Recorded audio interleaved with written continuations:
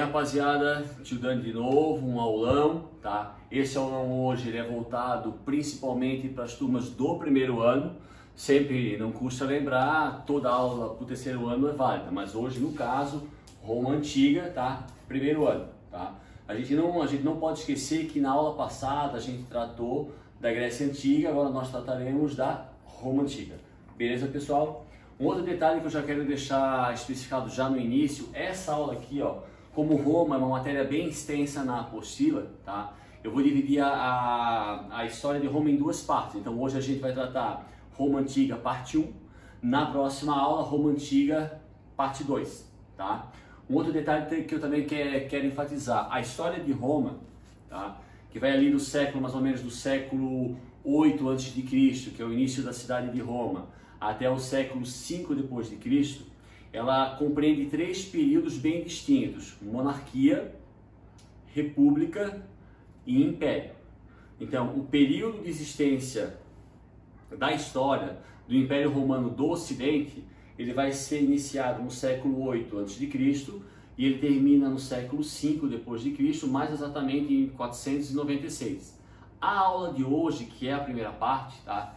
A gente vai tratar do período da monarquia, que é um período bem breve, e do período da república, que é um período extremamente extenso, e no finalzinho da aula a gente vai citar algumas características que serão analisadas na segunda etapa, aí referentes à parte do império.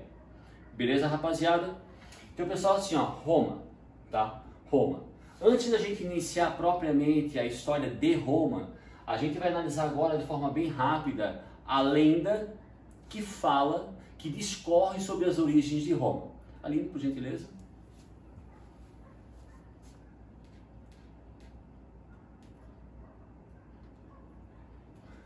Pessoal, aqui, ó, como vocês estão conseguindo ver, isso aqui seria a representação de uma loba e aqui embaixo seriam duas crianças amamentando nessa loba, né? No caso, Rômulo e Remo. Se vocês um dia viajarem para Roma, tá? Aonde vocês forem, vocês vão observar essa figura em forma de estátua, emblemas de camisa, símbolos de restaurante, inclusive o time de futebol da cidade de Roma, no caso Roma, o símbolo que está na camisa deles tem essa representação. Por quê? Essa representação, ela discorre sobre as origens de Roma. Isso, obviamente, pessoal, é uma lenda, isso é um mito, tá? Que duas crianças, filhas de Marte, tenham sido abandonadas dentro de um cesto, dentro de um rio. Essas crianças foram achadas por uma loba. Tá?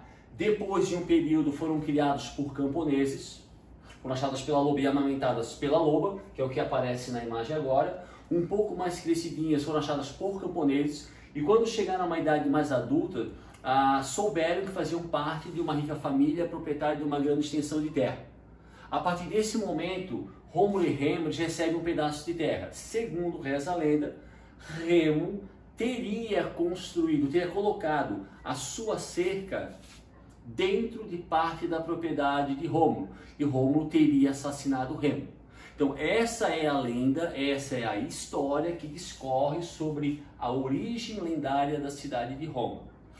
Se a gente for perceber na origem mesmo, agora na explicação mais científica, mais histórica, tá? Roma, ela surge como a grande maioria das cidades, como Floripa, como Nova York, como Londres, com exceção de algumas cidades como Brasília, que já nasceram como cidade.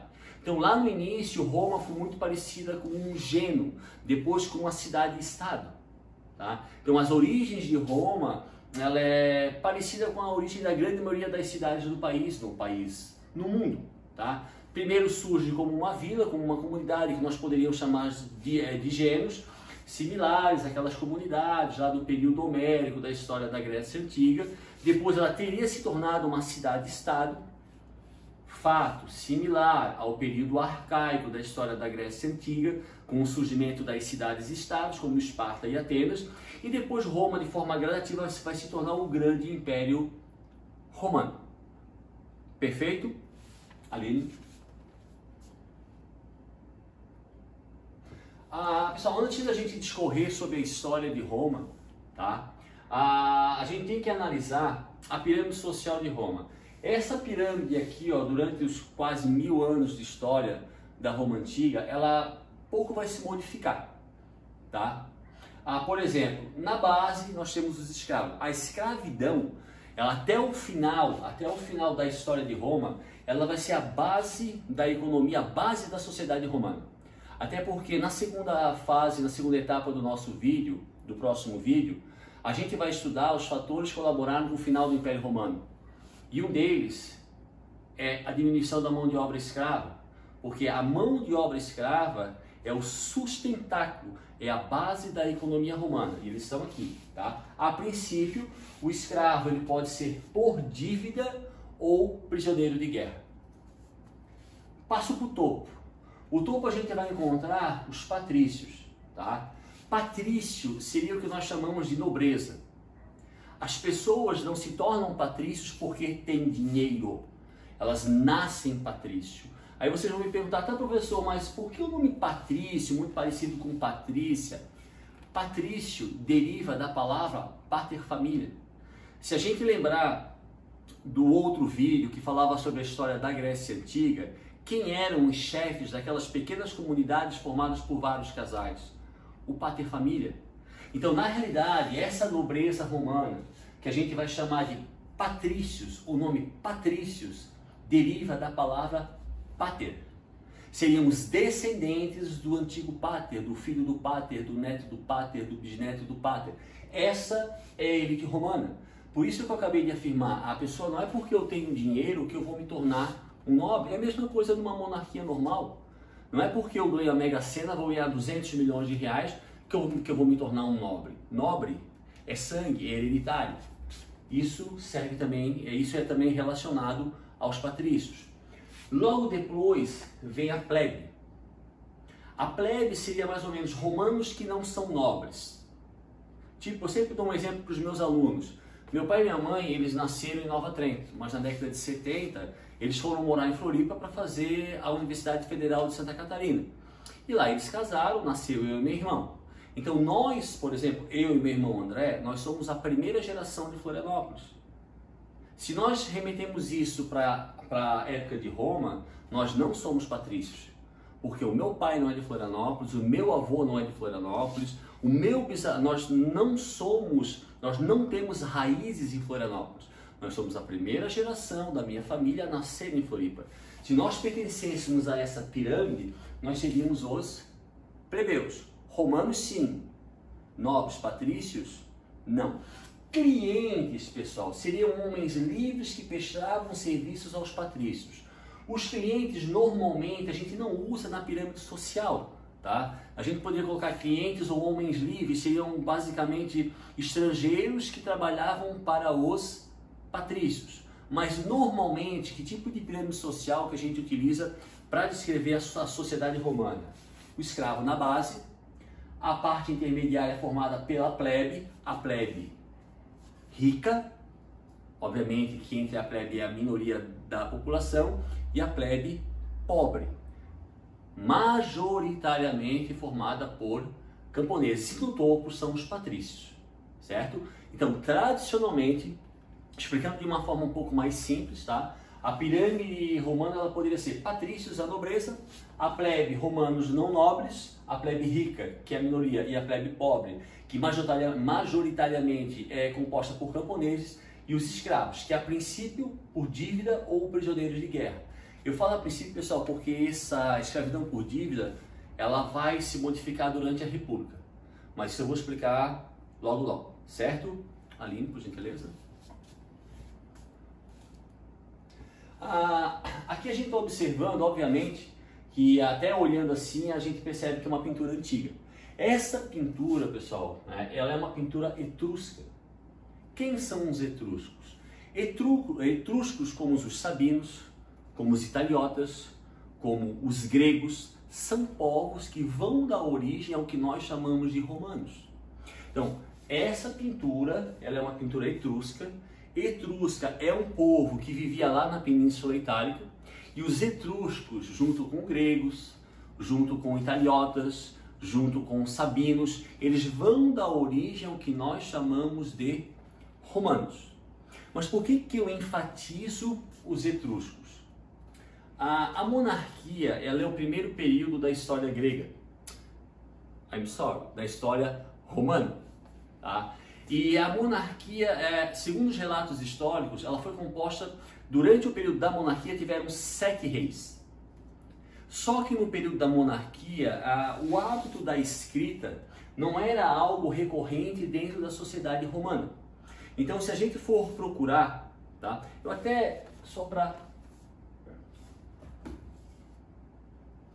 Esse livro aqui, ó, Roma, a História de um Império, é um livro bem interessante. E o início do livro, ele trata sobre o período monárquico. E o próprio autor, tá? Ele cita que a quantidade de documentos sobre esse período é muito escassa. É muito escassa. Por exemplo, quem é considerado o primeiro rei romano? Rômulo. O Rômulo de Remo, que é uma lenda. O que a gente pode, inclusive esse livro afirma, o que a gente pode confirmar que realmente existiram são os últimos 3 reis e principalmente o último rei chamado Tarquínio o Soberbo. Esses últimos 3 reis e principalmente o último, Tarquínio o Soberbo, eles eram reis de origem etruscas. Por isso da minha intenção em colocar essa imagem aqui.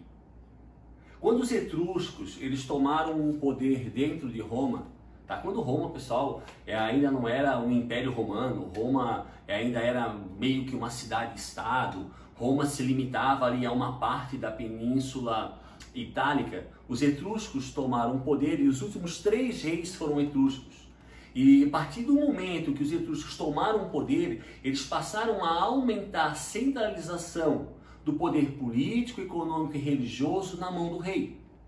Quando isso começa a acontecer, a elite patrícia, formada na sua grande maioria por proprietários de terra, eles dão um golpe, eles derrubam a monarquia, eles derrubam o último rei, Tarquínio o Soberbo, que era um rei de origem etrusca, etruscos que junto com outros povos como gregos, sabinos e italiotas vão dar origem ao que nós chamamos de romanos.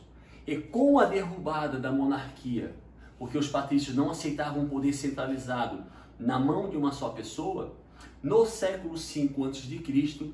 é iniciado em Roma um dos períodos mais importantes da história romana, a República.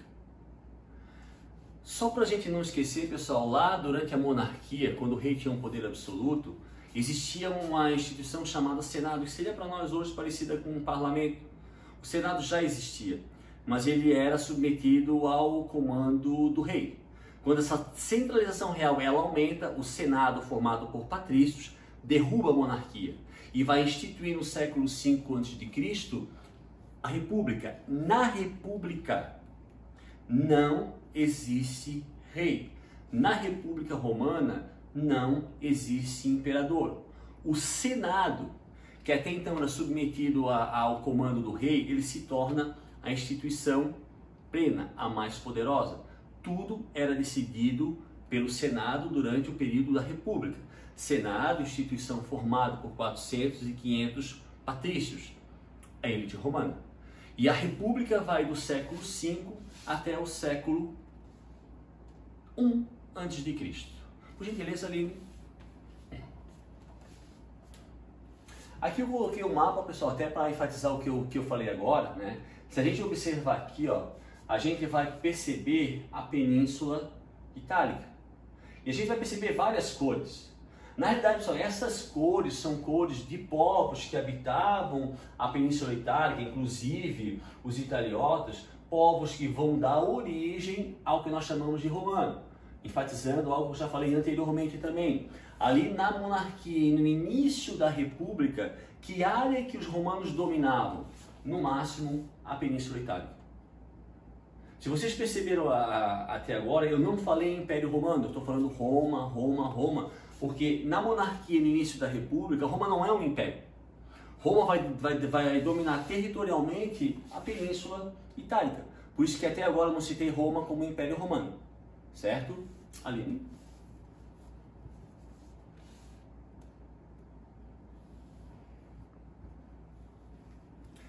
Aqui, pessoal, eu fiz até questão de fazer uma imagem maior, né, mais gigante, porque aqui é uma representação do Senado romano. Então aqui seriam vários patrícios, a elite romana, os grandes proprietários de terra, a nobreza romana, que essa instituição, durante a República, então do século V a.C. ao século I a.C., todas as decisões tomadas em Roma e depois no Império Romano são tomadas por essa instituição.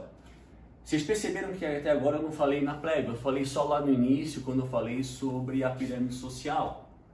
É isso mesmo. Quem tinha acesso aos direitos, aos privilégios, aos benefícios dentro da sociedade romana? A elite patrícia e não os plebeus. Só que isso dentro de Roma vai mudar. Vai mudar ali no finalzinho do século V, por volta de 494, quando na cidade de Roma, ainda não Império Romano, vai ser deflagrada um movimento revolucionário de cunho extremamente popular chamado a Revolta do Monte Sagrado. Por gentileza, Aline. Aline, tu tem como só aumentar um pouco? Eu tinha aumentado, mas diminuiu, por gentileza. Pessoal, aqui, ó, aqui, eu até peguei essa imagem. Essa imagem é um pouco desassociada da realidade, tá? Porque na realidade aqui nós temos uma foto de uma estátua de Otávio Augusto, que vai ser o primeiro imperador de Roma, enquanto o movimento plebeu, chamado a Revolta do Monte Sagrado, ela acontece na República num período onde não existem romanos, tá? Mas independente disso, a vida segue. Pessoal, aqui, ó, então em 494 explode um movimento extremamente popular chamado a Revolta do Monte Sagrado. Esse movimento, tá, enfatizando, ele não é um movimento com guerra, ele não é um movimento com sangue. Eu sempre falo para os meus alunos que eu considero a Revolta do Monte Sagrado tipo a primeira greve geral do mundo. Porque o que os plebeus fizeram? Eles exigiam direitos, como a gente falou antes. Quem tem acesso a direitos, benefícios e privilégios? A elite patrícia, que é a nobreza romana. Os plebeus, não. O que os plebeus fizeram? Eles perceberam que sem a ajuda da plebe, os patrícios não teriam como ter poder, não teriam como viver. Então os plebeus fizeram simples. Pararam de pagar impostos, pararam de trabalhar e pararam de servir o exército. Eu chamo isso de uma greve geral. O que é um general sem soldados? O que é um cacique sem índio? Então a Revolta do Monte Sagrado é vamos supor, uma greve geral da plebe, onde ninguém paga imposto, ninguém vai servir o exército, ninguém trabalha. Pressionados, os patrícios foram obrigados, isso não é por vontade própria, os patrícios são obrigados a conceder direitos aos plebeus. Um direito muito importante, pessoal, grava bem aí, ó, escreve no caderno. Um direito bem importante é o tribuno da plebe. O que é o tribuno da plebe? Os plebeus passariam a ter o direito de, dentro de uma assembleia formada pela plebe, escolherem 2 representantes dessa mesma plebe para trabalhar dentro do Senado. Aquele Senado que a gente viu antes. E esses 2 membros da plebe, chamados tribunos da plebe, eles tinham o direito de vetar as leis. Então, se eles achassem que uma lei implementada pelo Senado, ou que iria ser aprovada pelo Senado, não beneficiasse os plebeus, eles tinham o direito do veto. Eu não posso deixar de fazer uma observação o seguinte: normalmente, pessoal, esses plebeus, esses tribunos que eram eleitos dentro de uma assembleia plebeia, quase sempre eles eram provenientes da plebe rica. Ah, professor, o que é a plebe rica? Assim, comerciantes, sei lá, vou dar um exemplo, donos de restaurantes, donos de uma estrebaria, donos de um açougue. Só que a plebe rica, pelo fato de ser rica, ela era muito mais próxima do cotidiano de vida à elite patrícia do que a plebe pobre. Então, na realidade, esse conjunto de leis criados após a Revolta do Monte Sagrado, eles vão beneficiar muito mais a plebe rica do que a plebe pobre. Não posso dizer que a plebe pobre não terá acesso a direitos. Terá. Mas qual é a parcela da população dentro da plebe mais beneficiada? A plebe rica. Outro detalhe muito importante, tá? Que antes da revolta do Monte Sagrado, as leis eram orais. A lei aqui, ela passa a ser escrita. Os plebeus passam a ter o direito de casar com patrícios. Mais uma vez, quem da plebe casava com os patrícios? A plebe rica. Os plebeus passam a ter acesso a postos dentro do exército. Os plebeus passam a ter o direito de serem sacerdotes. Então, na realidade, esse movimento, essa primeira greve geral, tá? Ela vai conceder aos plebeus um conjunto de benefícios, um conjunto de leis, mas que, infelizmente, vai beneficiar muito mais a plebe rica do que a plebe pobre. Mas, de uma certa forma, de uma forma ou de outra, os plebeus, a partir do final do século V a.C., eles passam a ter direitos dentro da sociedade romana. Por gentileza.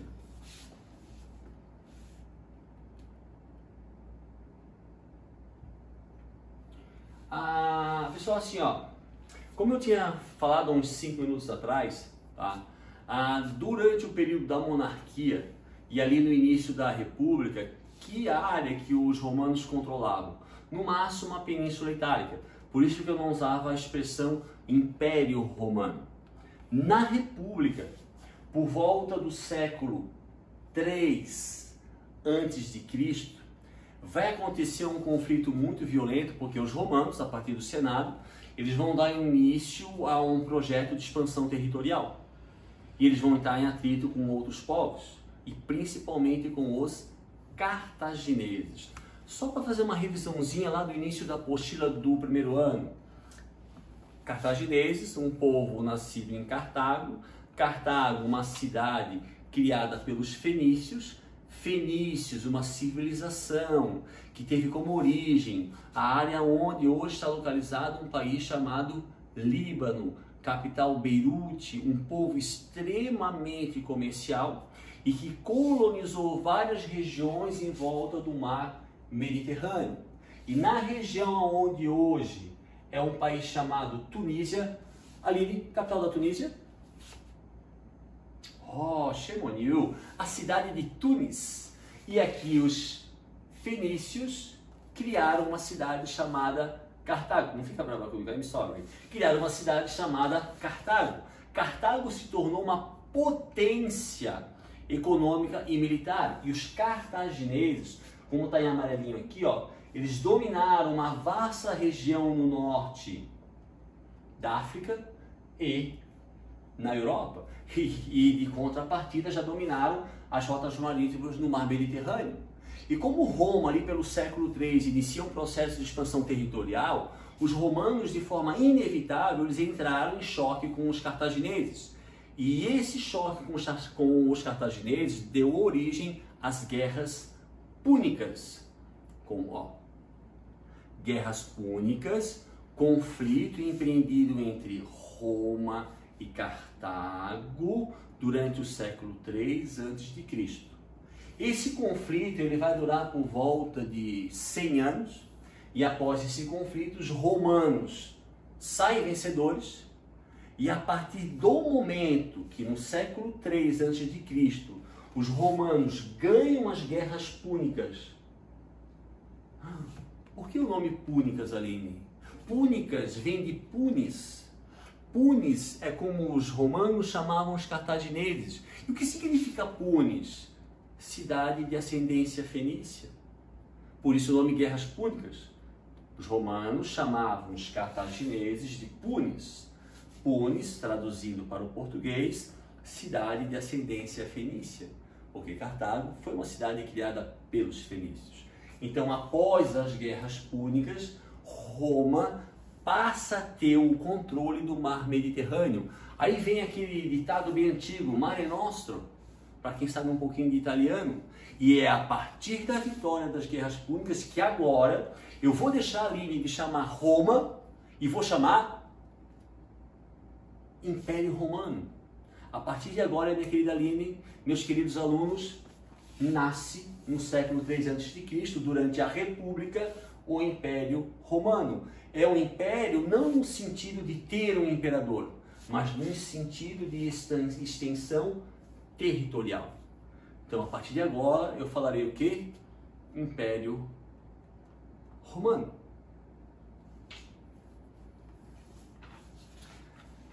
Ponho lá na prova, meus queridos alunos, o seguinte: consequência da vitória dos romanos na própria sociedade romana. Que tipo de consequência essa vitória trouxe para Roma? Ah, professor, Roma se tornou um império. Beleza. Ah, professor, Roma tomou muito mais terras. Sim. E agora? Lembra da pirâmide social? Quem era escravo? Escravo por dívida, só que a escravidão por dívida, queridos, acaba após a revolta do Monte Sagrado. Se a pessoa não pode ser mais escravizada porque tem uma dívida, quem é o escravo em Roma agora? Prisioneiro de guerra. Então, com a vitória romana nas guerras púnicas, no século III a.C., há um aumento significativo, um aumento estrondoso da quantidade de escravos dentro do Império Romano. Essa é uma das consequências das guerras púnicas. E vou lá atrás, quando a gente começou a falar sobre a monarquia, qual era a base do início da história romana até o final da economia de Roma? A mão de obra escrava. E essa mão de obra escrava, após as vitórias das guerras púnicas, ela aumenta de forma considerável. Um outro detalhe: quem é o patrício? Patrício é nobre, beleza, o patrício é nobre, mas o patrício, além de ser nobre, ele não é um latifundiário, ele é um proprietário de terra. Consequentemente, se Roma domina mais terras, o poder do patrício aumenta. Outro detalhe: a maioria dos soldados romanos, lembra que a grande parte da plebe, pessoal, ela era constituída por camponeses, pequenos proprietários de terra. Quando a maioria desses soldados voltam para casa, eles voltam endividados, enfatizando: quem vai enriquecer com a vitória nas guerras púnicas não é a plebe pobre, que é a grande maioria da população, são a elite patrícia ou a plebe rica. Então, a maioria dos soldados voltam para casa empobrecidos, e muitos têm que vender o seu pequeno lote de terra por um preço irrisório para os latifundiários. Um outro fato é que na terra dos latifundiários, quem fazia o trabalho agrícola? A plebe camponesa. Mas agora há um aumento substancial da mão de obra escrava. Esse camponês, esse plebeu que trabalha na terra de um patrício, ele vai perder o seu emprego. Então, o soldado romano, da plebe pobre, que é empobrecido, vende o seu lote de terra por um preço irrisório. O camponês plebeu, que trabalha para o patrício, vai ser substituído pela mão de obra escrava, e esses dois fatos juntos dão origem ao êxodo rural. Então, uma das consequências, além de Roma ter se tornado um grande império militar e econômico, da vitória nas guerras púnicas, é o êxodo rural. E essa população agora desempregada, essa plebe desempregada, eles vão se dirigir aos grandes centros do Império Romano, principalmente a cidade de Roma. Outro detalhe, outra consequência das guerras púnicas. Agora os romanos vão ter acesso a costumes, tradições, a gastronomia de outras regiões, não só da Europa, mas do Oriente Médio e do Norte da África. E o estilo de vida da plebe rica e da elite patrícia vai ser um estilo mais sofisticado. Eu sempre dou um exemplo mais simples: eu sou a plebe, eu sou os patrícios na monarquia, eu como de manhã ovo frito, bacon, pão com queijo e um suco de laranja. Agora eu sou patrício no período pós-guerras púnicas. Agora eu vou tomar um suco de manga, um cappuccino, vou comer um pedaço de lagosta de manhã, vou agora dar uma ideia de uma comida, Aline, bem requintada para o breakfast. Caviar. Breakfast. Pro breakfast. Exato. Não é café da manhã, né? Breakfast é café da manhã? É café da manhã? Então, me dá, assim, pensa que você é uma pessoa milionária, pensa que és um patrício pós-guerras púnicas e agora a tua vida ficou sofisticada e tu tem 10 vezes mais dinheiro do que tu tinha antes. e tu quer comer, se quer comer de manhã cedo uma coisa fina. Eu gosto de comida de pobre. Ai, meu Deus, ai, shame on you. Mas vocês entenderam onde eu quero chegar. O estilo de vida patrício se torna mais sofisticado. Um outro detalhe muito importante, tá? Ainda não é o nosso assunto, mas um pouco mais para frente, a gente vai aprender sobre renascimento cultural e científico. É um período da Europa ali do século XV, século XVI, depois de Cristo, e a gente vai citar algo chamado de cultura greco-romana, que é a cultura dos gregos junto com a cultura romana.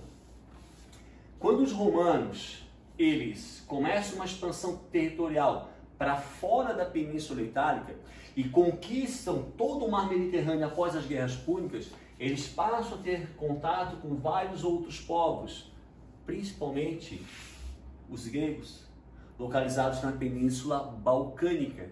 E os romanos vão assimilar a cultura grega. Tanto é que, se a gente ler os textos, a gente vai perceber que após as guerras púnicas, quando os romanos chegam nessa área aqui, que é a Península Balcânica, eles vão levar uma grande quantidade de filósofos, de textos, de tradições da cultura grega. Tá? Lembrando assim, pessoal, os romanos, quando eles conquistavam um povo, eles podiam tratar esse povo de três formas. Ou eles assimilavam e concediam a esse povo a cidadania. Para o grego ser considerado grego, ele tem que nascer grego. Lembra de Atenas? Cidadão. Quem é cidadão em Atenas? Homens acima de 18 anos, filhos de pai e mãe ateniense. Em Roma não é assim. Eu não preciso nascer em Roma para ser romano. Conforme os romanos foram crescendo, foram se expandindo, territorialmente falando, eles lidavam com as populações bárbaras, como eles chamavam, isso é uma herança vinda dos gregos. Eles tratavam de três formas. Ou eles assimilavam essa civilização não romana e davam a eles a cidadania romana, ou eles escravizavam essa civilização, como fizeram com os cartagineses, ou eles simplesmente exterminavam essa civilização. Existe um programa que passava na TV Escola uns 3, 4 anos atrás, realizado pela BBC de Londres, que é Os Bárbaros. É bem interessante, de repente lá no YouTube vocês conseguem achar. E existe um programa dos bárbaros que conta a história de povos que os romanos consideravam bárbaros. Eles falam dos dácios. Os dácios é um povo bárbaro que foi simplesmente aniquilado pelos romanos. No estilo um genocídio. Então eles tratavam de três formas. Assimilavam e concederiam a cidadania como foram com os gregos, que assimilaram assim de forma estrondosa. Escravizavam como os cartagineses, ou simplesmente exterminavam como o povo dácio.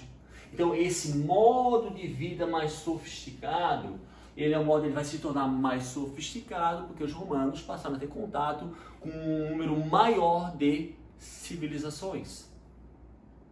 Perfeito? Um outro detalhe. Se a gente perguntar assim, quem foi responsável por essa expansão territorial? O exército romano. Quem comandava o exército romano? Eram os generais romanos. Então as guerras púnicas, além da expansão territorial, além de tornar Roma um império, além de provocar o êxodo rural, além de tornar o modo de vida patrício e da plebe rica mais sofisticado, a longo prazo as guerras púnicas causam um conflito interno dentro de Roma entre os próprios generais. Porque com o passar do tempo, o que os generais pensaram assim? Não, nós somos responsáveis pelas conquistas territoriais. Beleza. Mas quem tem o poder político de criar as leis é o Senado. Mas se eu conquisto terras, eu quero ter poder político. E aí dentro de Roma, lá pelo século II e século I antes de Cristo, começam a ser deflagrados dentro do Império Romano guerras civis. General romano contra general romano. Lembrando uma outra coisa que a gente não pode esquecer, pessoal, que ali, um pouquinho antes das guerras púnicas ou durante as guerras púnicas, o exército romano se torna um exército profissional. Então não é como era no passado, vinha uma guerra, o plebeu saía de casa, ia servir o exército e voltava. Tinha um prazo de 10, 15 anos, 20 anos, o cara era um soldado. O soldado romano se torna um soldado profissional. E esse exército romano, como agora ele é permanente, ele é profissional, ele é mais apegado aos seus generais. E como os generais conquistaram terras com as guerras púnicas, eles também querem poder político. E isso vai deflagrar dentro ali do Império Romano, por volta do século II e século I a.C., várias guerras civis. Na tentativa de resolver essas guerras civis, passa para a segunda imagem ali, aqui, ó. Aqui assim, ó. Na tentativa de resolver esses conflitos entre os generais, a elite romana cria uma forma de governo chamado triunvirato. Tá? Por que eu coloquei primeiro o triunvirato? Porque vão existir dois triunviratos. Então a gente vai analisar o primeiro. Para tentar resolver um conflito entre os generais por poder político, a elite romana e o Senado fizeram o seguinte, criaram o triunvirato. Então o poder dentro de Roma, isso na República, seria dividido entre três generais. Primeiro triunvirato, o general Pompeu, o general Júlio César e o general Crasso. Então o Império Romano seria administrado por três generais. Só que isso não vai dar resultado, porque, por exemplo, no primeiro triunvirato, vai ter um conflito muito sangrento entre Júlio César e Pompeu. Esse conflito, Júlio César sai vencedor, ele obriga o Senado a nomeá-lo cônsul, num episódio chamado A Marcha sobre Roma. Então, pessoal, o Senado não ia muito, não gostava de Júlio César, porque ele era um general muito próximo à plebe romana. O Júlio César, quando vence a guerra contra Pompeu, ele exige mais poder. E ele marcha até a cidade de Roma num episódio chamado A Marcha sobre Roma. E ele exige que o Senado nomeie cônsul. Só para lembrar, durante a República, o Senado, que tinha todo o poder político dentro do Império ou dentro de Roma, ele tinha costume de uma vez por ano nomear dois cônsules. Seriam duas pessoas que teriam como objetivo administrar a cidade, como presidente, mas por um prazo de 1 ano. O Júlio César ele obriga o Senado a nomeá-lo cônsul. Logo depois, por volta de 44 AC, ele se autoproclama cônsul vitalício. Quase que, entre aspas, o imperador. E aí ele é assassinado pelo Senado. O assassinato de Júlio César provoca uma guerra civil muito mais violenta, ao ponto de obrigar o Senado, Aline, a criar o segundo triunvirato. É o mesmo sistema de antes, mas com generais diferentes. Segundo triunvirato, formado pelo general Marco Antônio, por Marco Emílio Lépido e por Otávio Augusto. Otávio Augusto, sobrinho e filho adotivo de Júlio César. Esse triunvirato, esse segundo triunvirato, ele também não dá certo. Lépido sai da vida política, tá? E começa um conflito entre o general Marco Antônio e o general Otávio Augusto. Nesse conflito, as forças de Marco Antônio são devastadas, destruídas, humilhadas por Otávio Augusto. Pessoal, só para fazer um adendo, tá? Dentro desse período do primeiro triunvirato e do segundo triunvirato, vai aparecer uma figura dentro da história romana, que não é romana, que é Cleópatra. Cleópatra, como eu falei lá no nosso vídeo sobre Grécia Antiga, ele descendia da dinastia dos Ptolomeus, que era um general de Alexandre o Grande. E Cleópatra, ele teve uma relação amorosa com Júlio César, e depois ela vai ter uma relação amorosa com Marco Antônio.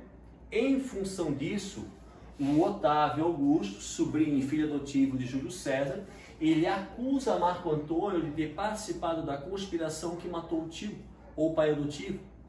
E nesse conflito, Otávio Augusto, mata Marco Antônio, e em 27 AC, então no século I a.C., após a vitória sobre as forças de Marco Antônio, chega ao final o segundo triunvirato, chega ao final o sistema republicano, porque Otávio Augusto se proclama imperador de Roma com o nome Otávio. Por que Augusto? Augusto significa o divino. Ali eu vou pedir só um favorzinho de voltar aqui, ó, de botar aqui assim, ó, por gentileza. Uma coisa, pessoal, que eu quase esquecendo de falar, porque o assunto de Roma ele é bem extenso. Ali um pouquinho depois da vitória de Roma nas guerras púnicas, tá? Vai acontecer um movimento revolucionário. Na realidade, aqui nós temos uma estátua de Tibério Graco e Caio Graco. Esses dois, em períodos diferentes, eles foram tribunos da plebe, Tibério Graco e Caio Graco, isso no período da República. Esses dois homens, eles tentaram fazer o que nós chamamos hoje de reforma agrária, porque o poder dos patrícios vinha da terra. E tinha uma lei muito antiga que dizia que em Roma ninguém poderia ser proprietário do que mais de 120 hectares de terra. Mas existiam patrícios que tinham 80 mil hectares de terra. Então, tanto Tibério Graco e o Caio Graco, para distribuir terra à massa camponesa, o que nós chamamos de reforma agrária, eles tentaram simplesmente implementar o que estava na lei. Obrigaram as pessoas a terem no máximo 120 hectares de terra. Obviamente, se essa lei fosse implementada na íntegra, os patrícios perderiam terra. Em função disso, tanto o Tibério como o Caio foram assassinados pela elite patrícia. Ali, por gentileza, só volta aqui nesse aqui, por favor. Então, pessoal, na segunda etapa, que é o nosso próximo vídeo, tá? Isso aqui é uma estátua antológica, tradicionalíssima, de Otávio Augusto, tá? Nós vamos iniciar o assunto sobre o Império. Então, no Império, o Senado ele continua a existir, só que agora, no Império, diferente da República, ele está submetido ao poder e às ordens do Imperador. Nós vamos falar de um período onde Roma é um grande império territorialmente falando, economicamente falando, militarmente falando, e nós vamos também citar um assunto que simboliza o Império Romano. Por gentileza, ali.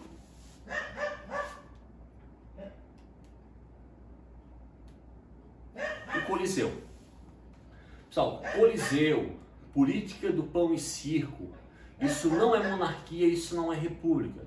Isso é no período do Império, porque arenas como o Coliseu, no caso o Coliseu localizado em Roma, as arenas como essa foram construídas em todo o Império Romano.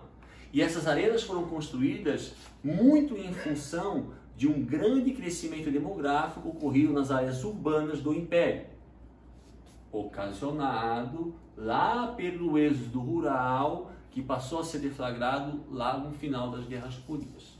Mas isso, pessoal, a gente vai tratar no próximo vídeo, na nossa próxima etapa, tá? E que a gente vai tratar também sobre os fatores que vão acabar com o Império Romano do Ocidente. Depois eu explico por que Ocidente. Beleza, pessoal? Então, aquele velho recado, tá? Toda a aula, seguir o cronograma da apostila.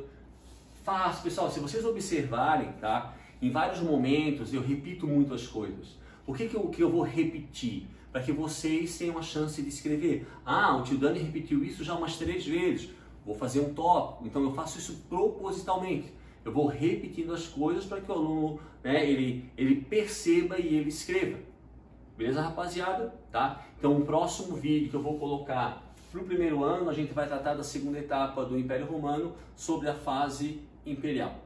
Maravilha? Não se esqueçam de se inscrever, não se esqueçam de curtir e avisem, quem ainda não está por dentro, pessoal, assista.